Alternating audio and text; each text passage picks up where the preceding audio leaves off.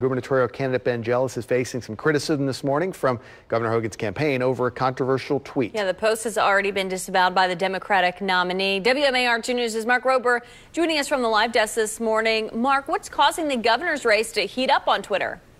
It's a photo sent to us from Governor Larry Hogan's campaign communications director. It shows the Twitter account of Ben Jealous's campaign liked an anti-police tweet that mocked the Blue Lives Matter movement. And you can see in that photo, we've covered up parts of the tweet that use vulgar language. Again, this photo was sent to us from Governor Hogan's communications director. A campaign spokesman for the Democratic nominee says the candidate himself did not like the tweet as it does not represent his views about law enforcement. He also says this tweet is from February and that it was unliked as soon as the campaign found out about it.